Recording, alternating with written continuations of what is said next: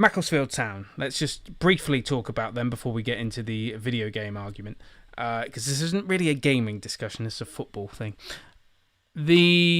So there is sad news. 148 years of history was deleted. Control Alt Delete on Macclesfield Town. They have left the chat. Well, we think so. There are rumours that they are challenging the owner of the club, but they have 500,000 owed to creditors. Macclesfield Town has been on borrowed time, according to this article from The Guardian. And via a virtual hearing, they were wound up on Wednesday in a specialist insolvencies and companies court. Now, this is another club that has hit the dust, and it's a club that the article points out had Sol Campbell as manager, Paul Ince as manager, Keith Alexander manager, or they all had opportunities with the club. Where very few black players or black coaches are getting opportunities at clubs. And the Silkmen would have been deducted 17 points had they started the National League on October 3rd. They were deducted 17 points at the end of last season, which relegated them and saved Stevenage and kept Stevenage in the EFL. The owner has come out and said it's easier to sell an EFL club than it is a non-league club. Ammar Al-Qadi, who is a London-based Iraqi telecoms entrepreneur. He's been involved in the club since the mid-2000s, was once viewed, according to this Guardian article, once viewed as a benevolent enough, if not exactly spendthrift owner. Money had always been tight, but it was success, a promotion from the National League at the end of the 2017-2018 season. That was the beginning of the end. Now, I will say that this has nothing really to do with coronavirus. They always had problems going back to January of 2019 is when the problems started to emerge. So it was a signposted demise. Coronavirus won't have helped, but it's sad because I never like to see clubs go bankrupt. I can list a whole number of clubs that have gone, and it led to a question that I've thought of in my head during the week, and I didn't put it on our official agenda. But in Italy, their rules regarding insolvency, because many of their top clubs have gone and folded. I think Fiorentina have folded about 3 times, and the latest incarnation of the club was founded in 2004. But they're still recognised as the same club. But with our football association, once a club's gone, it's gone. I think only Darlington have been able to reclaim that they are the original Darlington when they folded, and then I think it was Darlington 1883 the fans set up.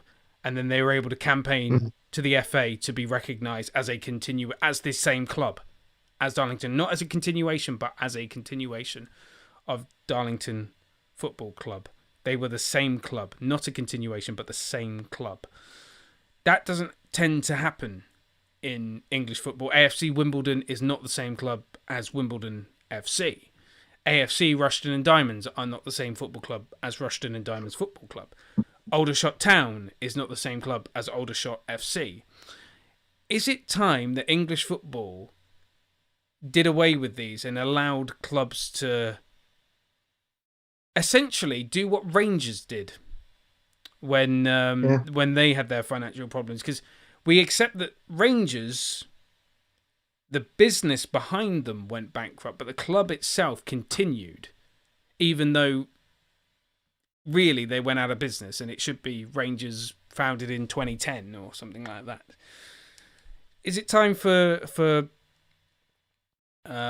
English football to just accept that there are going to be financial problems, particularly in the current times, and that actually allowing fans to just use the same license that the club has, then to continue that history and not just delete 148 years of history, like Macclesfield Town? So if the fans started a new club or Macclesfield AFC or something like that, and then the FA just went, okay, you can be called Macclesfield Town FC, and we will recognise it as the same club as the 148-year-old Macclesfield Town FC, which doesn't happen. Is it time to change the rules?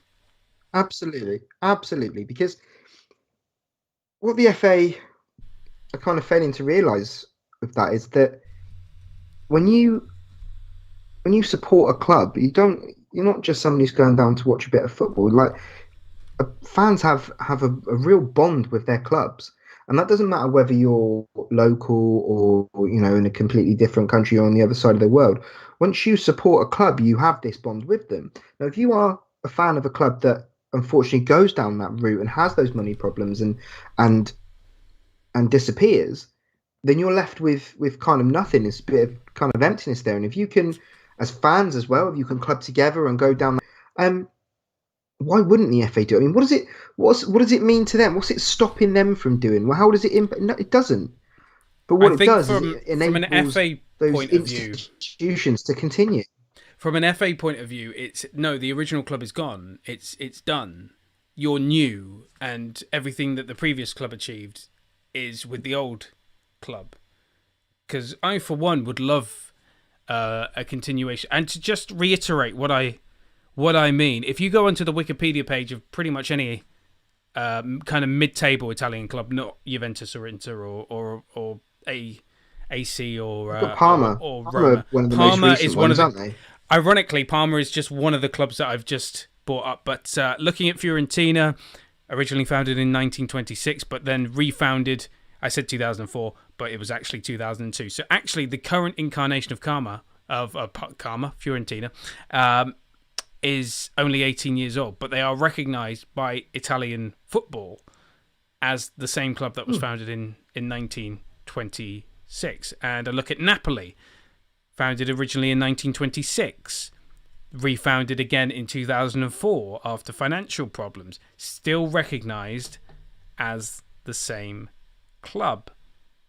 But yet AFC Wimbledon, they are not the same team that won the FA Cup. They've never won the FA Cup. But that is different, though. That one is slightly different. Is not the same.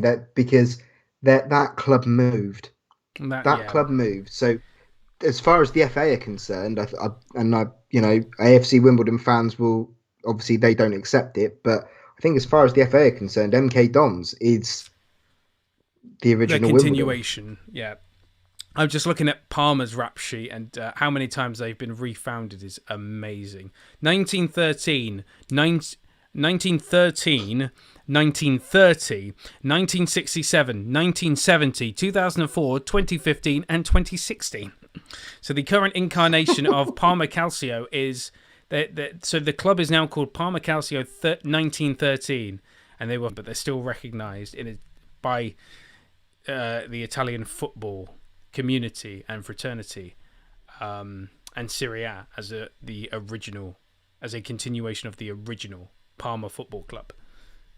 And yet AFC Rushden and Diamonds are not a continuation of Rushden and Diamonds Football Club. Only Darlington have been allowed. Why are Darlington different? I have no idea. But if I look at Darlington Football Club, they went out of business. And why are Rangers any different? Why were they allowed to continue? Unless you're a Celtic fan, in which case you do say that Newco Rangers was founded in 2010.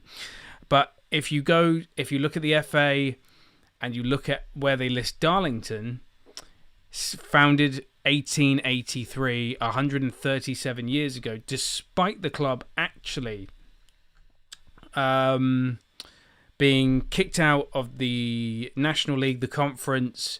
They were relegated from the conference. They were liquidated, and then in 2012, the club was refounded or change of ownership to DFC 1883 Limited, which was the fans, and then it had to be called Darlington 1883 because the FA did not recognise it as the same club, because the club was expelled by the FA and the original club was wound up by the High Court. So Darlington 1883 was the new name of the club, but then in 2017 the FA approved the name change to Darlington Football Club, and now they are just Darlington FC, and they were founded in 1883. They are not founded in May of 2012. They're not AFC Darlington. They don't have to call themselves that. Whereas a club like Aldershot is a fantastic example. Aldershot Town, they're sadly having current financial problems. Aldershot FC, Mickey Quinn used to play for them, went out of business in the early 90s. And I think they were the first Football League liquidation, actually, Aldershot Football Club. And then they had to restart as Aldershot Town Football Club. Now, Aldershot Town Football Club are not the same club as Aldershot FC that played in the Football League. Aldershot Town have their own proud history, but they are not the same club. Whereas Darlington 1883 and Darlington Football Club are the same club. Why? Why do we do this?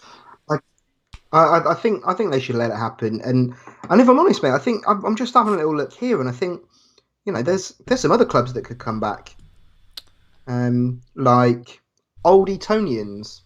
Oh goodness, no! Old Etonians. Corinthians FC was one that I like because they called Corinthian Casuals now. They've won 2 FA Cups, so. I mean, Old Etonians. I think they're an amateur club though. They were always an amateur club.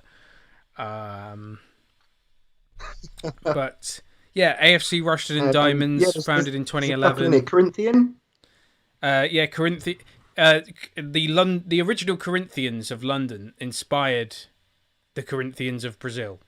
That's where they get their name from. So Corinthians in Brazil took their name from London's very own Corinthians football club. And also, but they still exist. Corinthians. They Blackburn Rovers merged. Blackburn Rovers, yeah, they are obviously, you know, they've been around for a long time, but maybe they want to actually take the history and the name of Blackburn Olympic Football Club.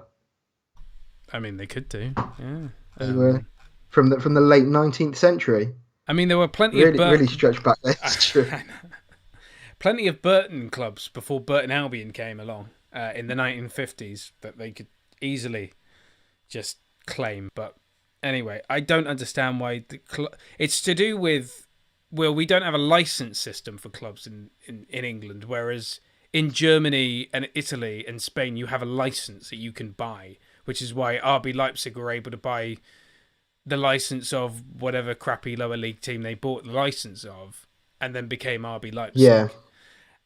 You can't do that in England. You can't buy unless you're Wimbledon, although that's kind of them moving. That's not really buying the license. Again, yeah, that was just them saying that we can't get a ground here anymore. We haven't got a fan base. Well, they have got a fan base. We've identified a place where we think we can grow and be bigger and do better. And who doesn't have a football club? So can we go? And that's more kind of like the American kind of franchise kind of thing that they do. Franchise so football. The St. Louis Rams have moved to LA, and the Lakers moved to LA from wherever they were, Minnesota or something. I don't know. So that was more down that kind of route, and that really that made a lot of people angry. Obviously, the Wimbledon fans at the time, who then created their own club, which is AFC Wimbledon, of course, who are doing some quite amazing things, really. I think if you think of how far they've come, that fan ownership model, they've had a bond scheme running, so you can invest so they can raise money to build their new stadium at Plough Lane, get them back to Plough Lane, So I don't know. I think if you look at a club like Macclesfield, there's a good chance there'll be a Phoenix club, they call them, isn't it? Yeah. I'm just looking at a load of them now. A Phoenix club could come out of that, but I think this fan-owned model for the lower leagues would be good, because if you think now, like you said about with COVID and everything going on, there's so many of these teams that are teetering on the edge, because unlike the Premiership sides who don't really need fans in the stadiums. These guys do. They do need the Yeah, they fans do. in there. They need those gate receipts. They need them buying burgers and pies and drinks and stuff and programs and all of that sort of thing. And without it, you're going to see more and more go. And I don't know if that was behind the reason for like the 10 that were invited to have the 10 clubs that were invited Yeah, to have fans in the which turned out stadiums. to be Are they 7. the Yeah, ones that are the most at risk? yeah. I don't know, but No, I think it was just they were just in areas where the test they had big enough stadiums where they could do it, but then certain areas were included that they obviously couldn't do it. I think Middlesbrough was one of the clubs, Hull was one of the clubs. There were many others, but yeah, we saw that happen. Blackpool had about 1,000 fans in against Swindon. They were just the game that comes to mind, but there were so many others. We do need fans back in stadiums because there's no atmosphere. And I've spoken to people that love their football. They love watching football, but cannot watch it without fans. And I've taken the opposite approach. I can't watch it with fans. I love it without them. I can't get enough football at the moment. I can't get enough football at the moment. I'm normally the most casual football fan going, but now I'm relentless. I've even got a Sky Sports subscription because I literally need football in my life. Yeah, so that's our discussion. I'm just looking at a number of clubs. Halifax Town became FC Halifax Town. Chester City became Chester FC. Hereford United became Hereford Football Club. So, do you think though, Dan, like with obviously the EFL have got really strict around their financial fair play rules. yeah, One of the things I always find kind of bizarre and maddening is these points deductions that are applied to clubs who are really, really struggling. Because the reality is, you're making most it of the worse. time, I mean, different for Wigan. Wigan had managed to kind of keep themselves, they were doing all right, but then obviously then they were out of it. But then they got their points deduction and they got relegated.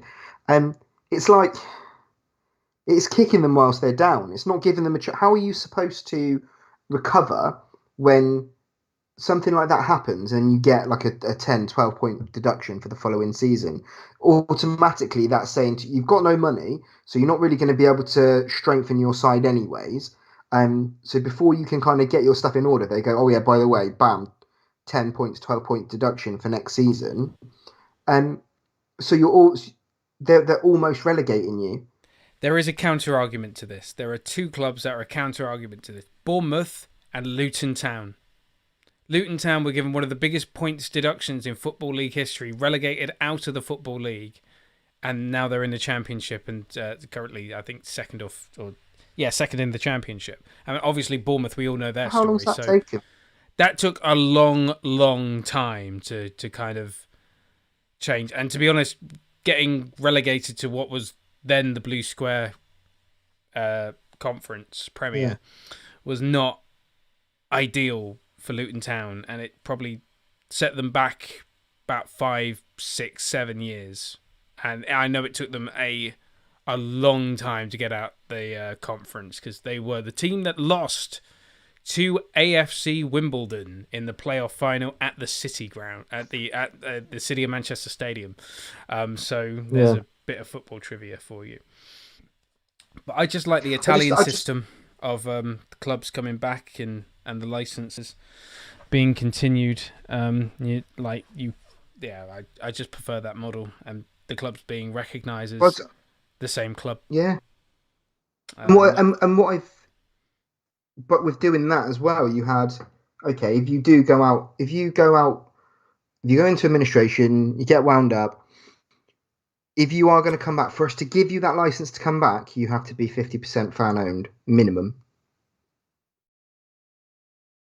I think that's a fair shout, but I don't think it's always that black and white because technically, and this is a grey area here, Bury FC are still technically alive, but there is now a fan-owned club called Bury AFC, who would argue that they're the continuation of that club, even though Bury FC still exist. As if you go on Company's House, they have not been liquidated. They are still registered. They are still a football club. They have no league to play in, but they still exist as a business. They still own Gig Lane. They are still a business. They still have a website. They still have a business address. They still pay tax on whatever.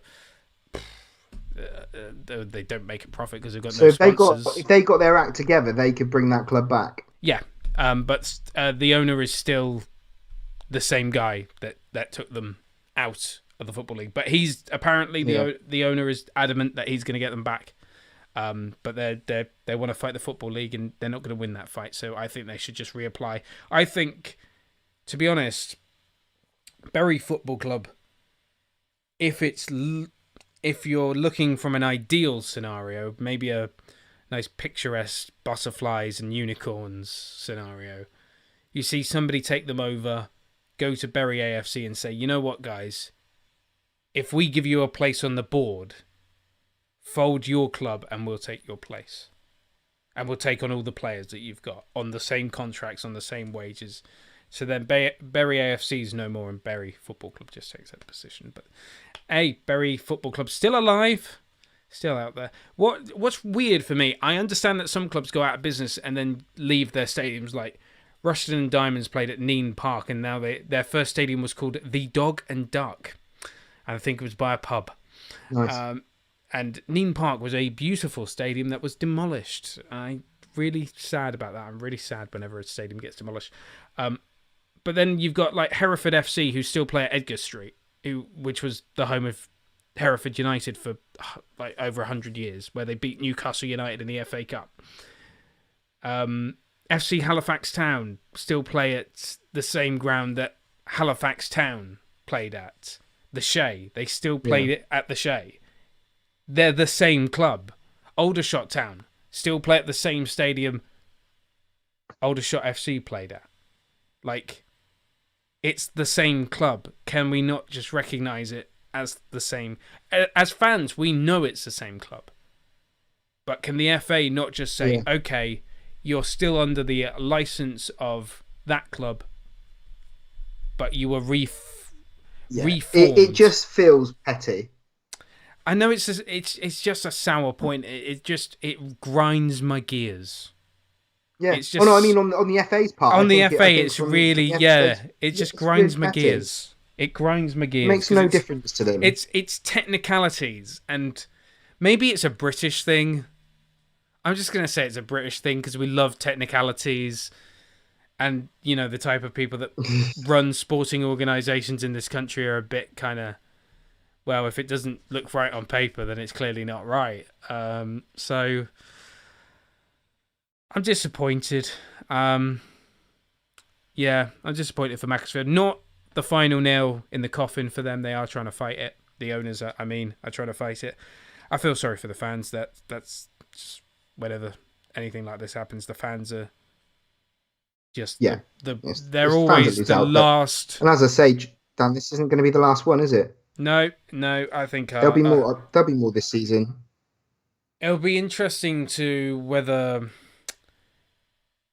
if there are more financial problems after COVID, which era would have been worse? The COVID era for football insolvency, or the ITV digital bankruptcy era of football insolvency? Because that was every club, nearly every football, particularly Division 3, Division 2, what is now League 2 and League 1, particularly those clubs were hit so hard. Even some Championship Division 1 clubs were hit by the collapse of ITV Digital. And that forced a lot of administrations, some liquidations. I remember Swindon Town went into administration. A lot of clubs just went into administration. And it would be interesting to see, not that I want it to happen, but it'd be interesting to see which era is worse, comparing the era, because there's more money in football now than there was back then, and there's more money in lower league football now than there was back then. But as they keep saying, funny thing as well. Go on. I'm so sorry. The funny thing as well is that, like, you know, we've talked a lot about transfers and the amounts are being spent and all of that, and you know that, like, the Premier League has a lot of money, and let's not. What I don't know. It partly kind of feels slightly short-sighted in the sense that for the Premier League to be what it is, it still needs. It has, the fact that you've got um, promotion to it and relegation from it adds to the excitement. So for the Championship and the Premier League, they're intrinsically linked because of that.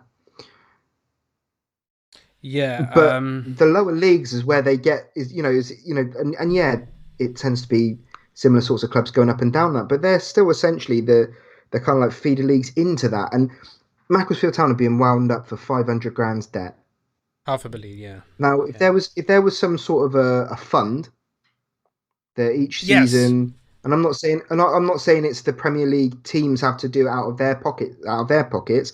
I'm saying that the Premier League as an entity has got enough money that it could say, like, right, this is like the administration, like this, we keep this fund for clubs that go into administration. Now, it's not to encourage clubs to just go and do what they want and absolutely and just run themselves into the ground and expect the Premier League to be able to pay that off. But if they could, if it was a fund that they could go to with, like a business plan of how they're going to get back on track and an acknowledgement of, okay, well, this is how we got into the situation we're in. This is what we think we can do to help move the club forward if we can get this money from you, and then maybe borrow that money on a long-term loan or something from them to keep the club going, to keep it alive.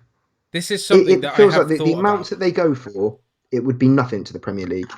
This is something I have thought about in the past, and I've really I've thought in depth about this, and it would be perfect to create, and we just need some business savvy football chairmen to say, a national football fund where every club at a professional level pays into it. The top clubs pay that little bit more, knowing that they'll probably never use it. They'll probably never need it.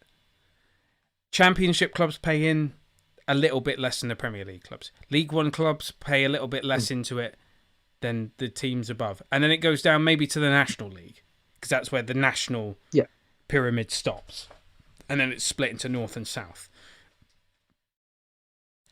That's where it ends. So clubs put in, and then, as you say, they go with a business plan, and they are able to take out an interest-free loan from that fund, which they will have to pay back, but it will be interest-free. And they will set out their plan on how long it will take them to pay it back. And there would be maybe a small penalty fee of something trivial like £100 if they miss a payment or something like that. Yeah. But that would create a pool of money that clubs could use. Or if a club, not even for administration, say a League Two club wanted to build an academy and didn't want to take out a loan from a vicious company or something, or they didn't have to seek investment from some hedge fund or something like that. They could go to this football fund, say, we want to use this money to build an academy, here is our plan. And they go through it and say, okay, we'll give you the money to build your academy. And then that way you don't get shark investors going, oh, I'll just buy that club. And then I'll wind up that club and build a nice apartment block on their stadium or something like that. But anyway, because the more of these clubs that go, where are the Premier League clubs going to send their players on loan? Where are they going to be going out scouting and picking? Like look at Spurs. They went out and they went, oh, hang on, Dele Alli, let's have him from MK Dons. If clubs disappear, they're not going to be able to do that, and it effectively kind of you end up with just the Premier League, and it'll end up like a MLS or whatever, where there's no relegation, there's no promotion, and then kind of the stakes are gone. Yeah. Or we could just copy the continental system of having B teams in League 1 and 2. Oh, God, no. No, thank you. That'll happen. I really don't... You lose too many, that'll happen. I really, really don't want that to happen. I'd rather have Sutton United in the Championship than Chelsea B team. That's... you want to know the simple reason why that won't happen? Because it's too much of a simple idea it's a simple answer for something that they want a complex answer to. That's why it won't happen. They're looking for something.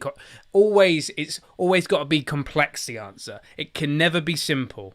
The answer can never be simple. It should be, but it never is. When it's anything to do with politics in sport, the answer can never be simple.